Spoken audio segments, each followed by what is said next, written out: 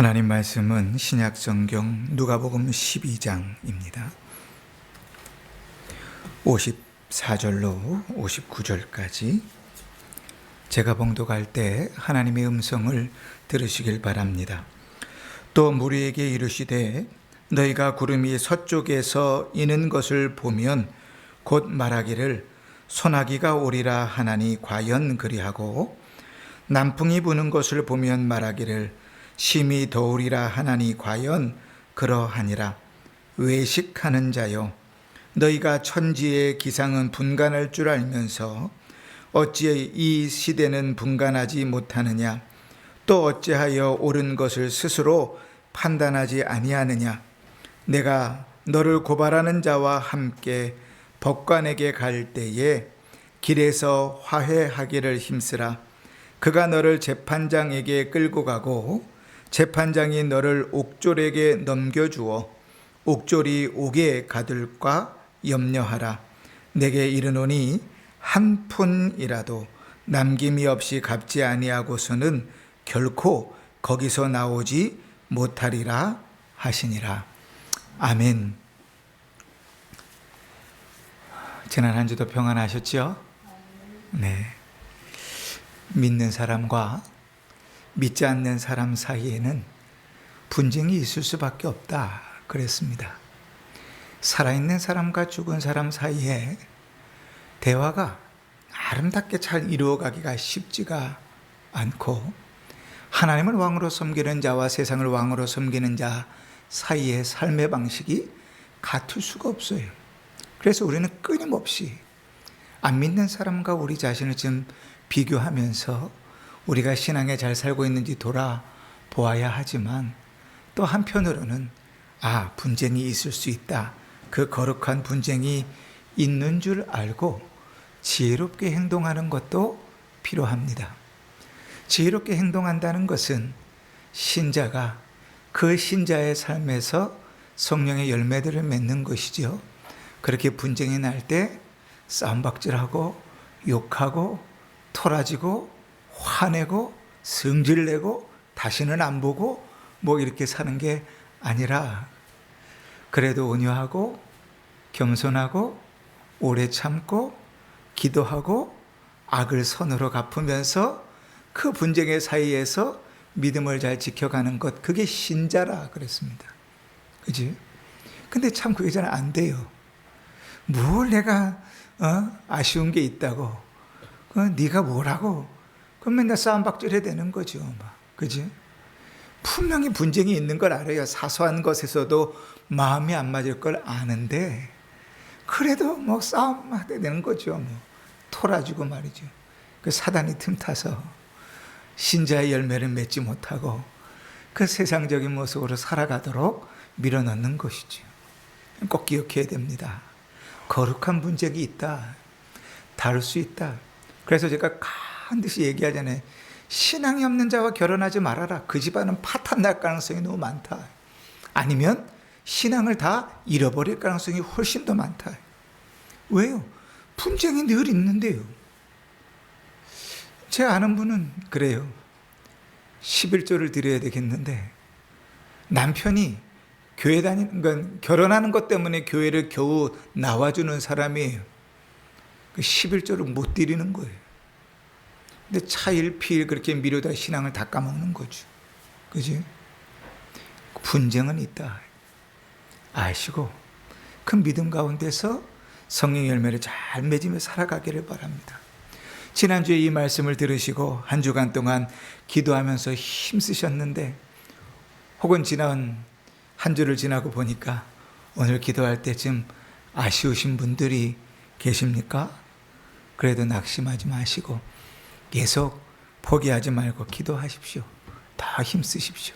하나님께서 그 가운데 계시고 역사하실 것입니다. 자, 저를 좀 보세요. 이렇게 오늘 이렇게 예배 시간에 분주하신지 몰라요.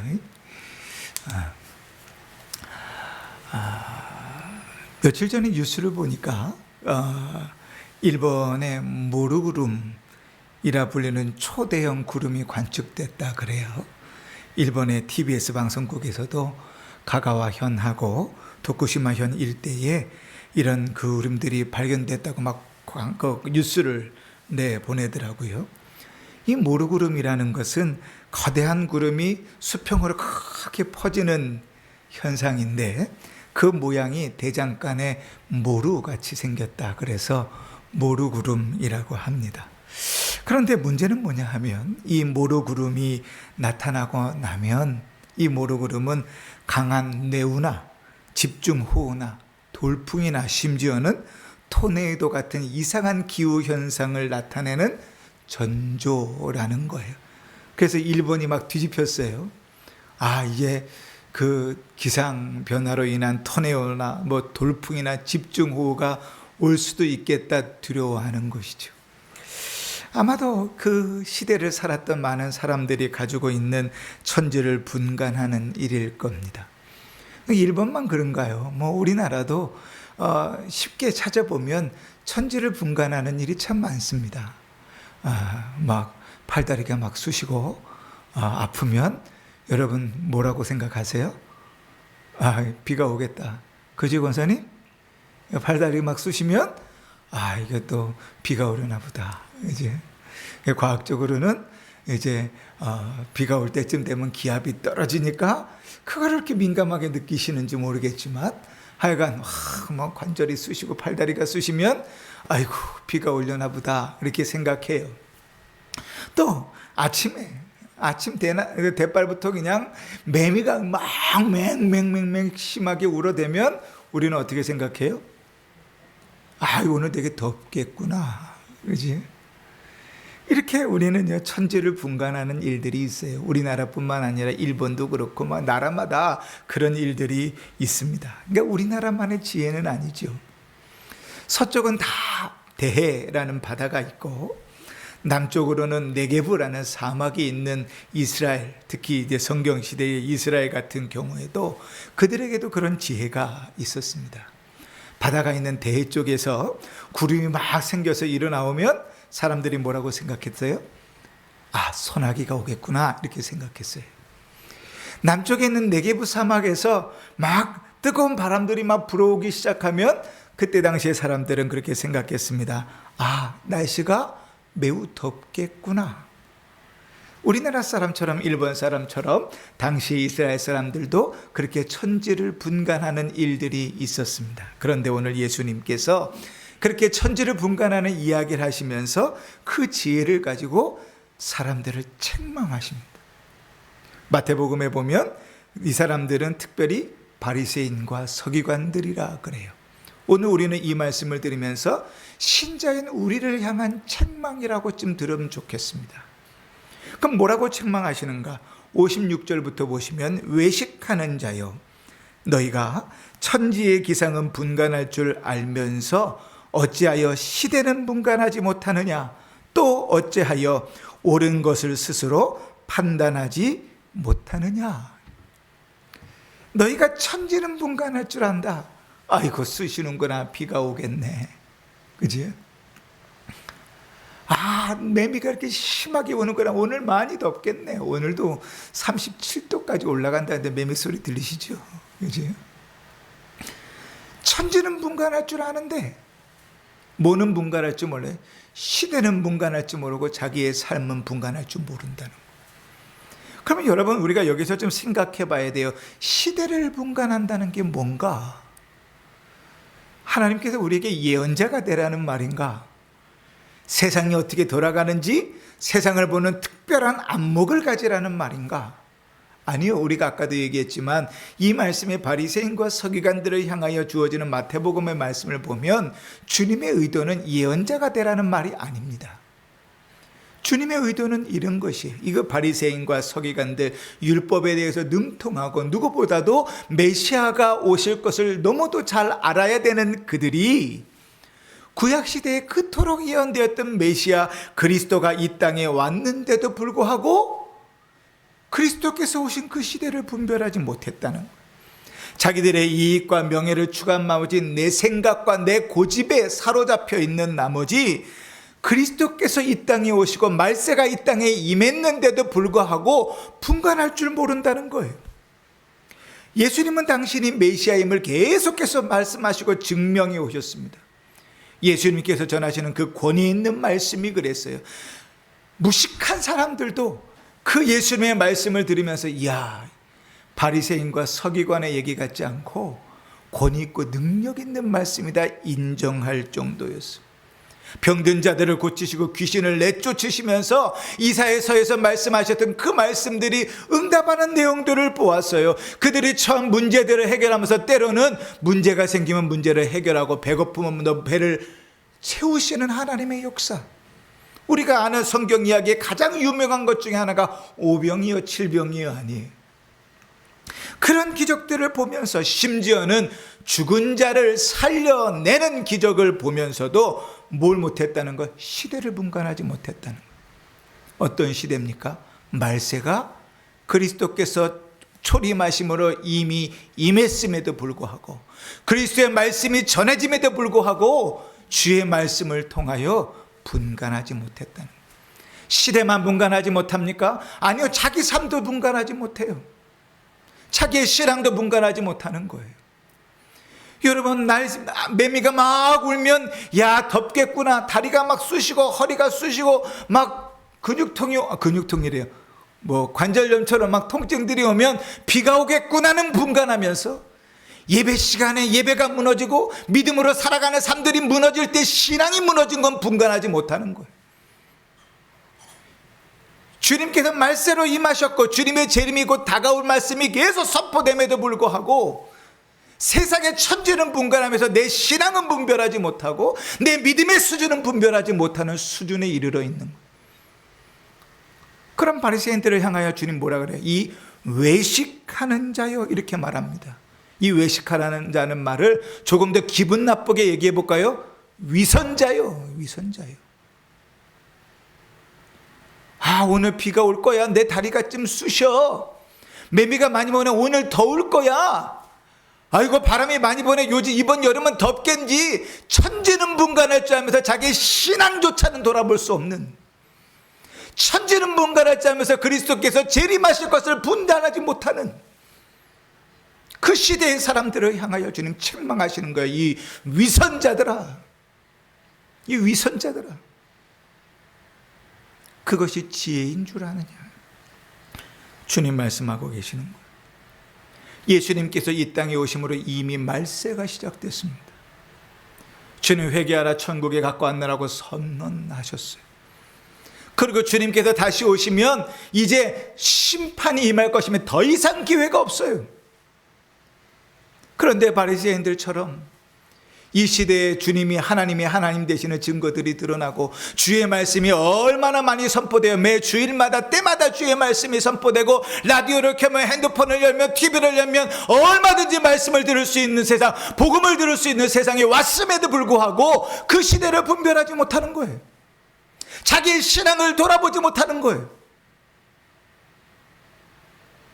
세상은 분별할 줄 아는데 대단히 똑똑한 사람 같은데 영적으로는 무지한 자들, 주님은 외식하는 자요 라고, 위선자라고 책망하시는 것입니다. 그러면 여러분, 이 바리새인과 서기관들이 왜 이렇게 위선자가 되고 자기의 신앙과 저기를 돌아보지 못할까요? 여러분, 우리 원래 목사님 통해서도 전적 타락, 그죠? 우리는 완전한 죄인이라는 걸 배웠잖아요. 아담 이후로 우리는 다 죄인이에요. 죄로 인해서 영적으로 어두워져서 하나님의 뜻을 깨닫지 못하고 거부하고 심지어는 그의 뜻을 알려고도 하지 않는 자가 우리예요.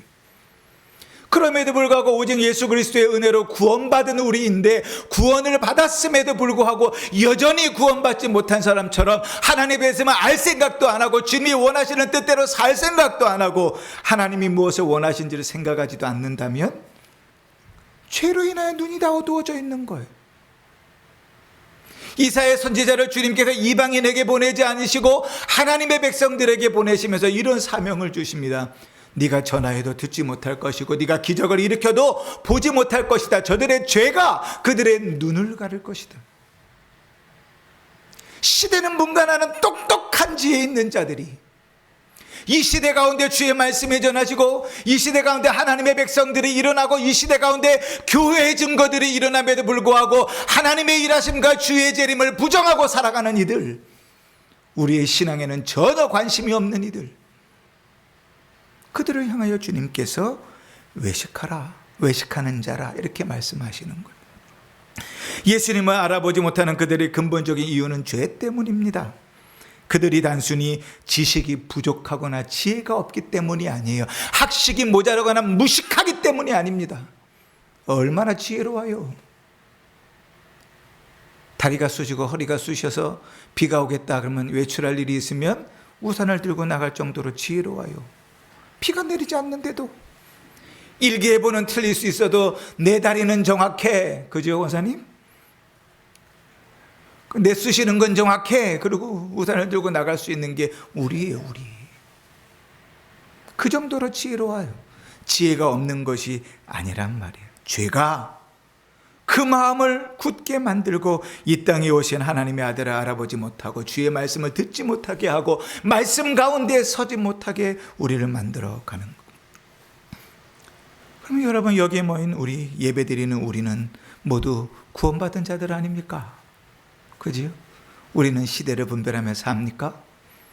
우리는 지혜를 가지고 우리의 옳은 일들을, 우리의 삶들을 분별하면서 살아갑니까? 우리의 관심은 거기에 있습니까? 하나님의 말씀에 관심이 있고 주의 뜻에 관심이 있고 주님의 나라에 관심이 있고 주님이 원하시는 그 삶에 관심을 가지고 살아갑니까? 주님께서 위선자라고 말씀하신 바리새인과 서기관들처럼 우리도 세상을 살면서 세상에 그렇게 취해 살아가다가 겨우 주일만 되면 신자인 척 예배 자리에 나와 앉아있지는 않느냐는 말입니다. 하나님의 뜻을 분별하며 살아야 되고 주의 말씀을 통해 우리의 신앙을 살펴야 되는 당연한 자들임에도 불구하고 세상은 분간할 줄 알면서 하나님의 말씀을 통하여 세상도 자신도 분간할 줄 모른다면 주님은 이렇게 외치시는 거예요. 이 위선자들아, 회개해라, 회개해라. 어떤 분은 그러세요.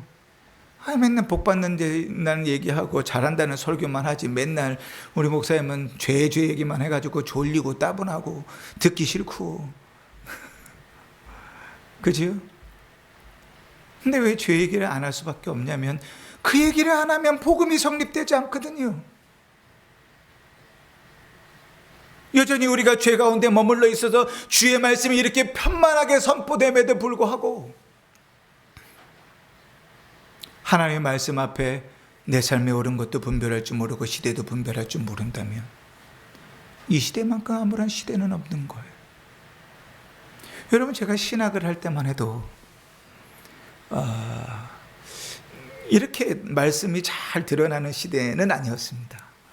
이 표현이 좀 이상하지만 그 수많은 좋은 책들이 17세기, 16세기, 17세기, 18세기 거치면서 수많은 전 세계의 좋은 책들이 많이 나오지만 그 책들이 번역이 돼서 우리에게 읽혀지는 일들이 참 어려웠습니다. 유학을 가는 사람들도 그렇게 많지 않았고요. 그죠? 저조차도 그랬습니다. 겨우 책을 구해서 논문을 쓰면서도 참 그것을 번역해서 성도들에게 읽힐 자신감이 별로 없었던 시대였으니까요. 그런데 요즘을 보면 깜짝 놀랍니다. 기독교 서점에 가면 너무 좋은 16세기, 17세기, 18세기 목회자들의 좋은 책들이 한글로 잘 번역되어져 왔는데 그것도 영어로 번역된 걸 번역한 게 아니고 때로는 화란어로 된 것을 그대로 번역하고 때로는 독일어로 된 것을 때로는 라틴어로 된 것을 한국말로 그대로 번역한 책들도 너무 많아요. 그러니까 책을 안 읽어서 문제지 너무 좋은 책들이 기독교 서점에 많아요. 설교집들도 너무 많고요. 요즘만큼의 그렇게 좋은 시대가 어디 있어요?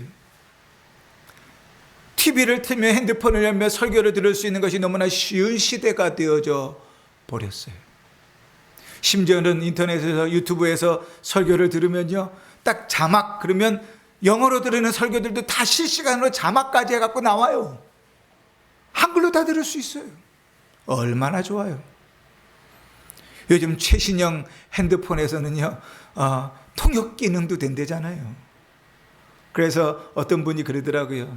큰 교회는 통역사들이 있잖아요.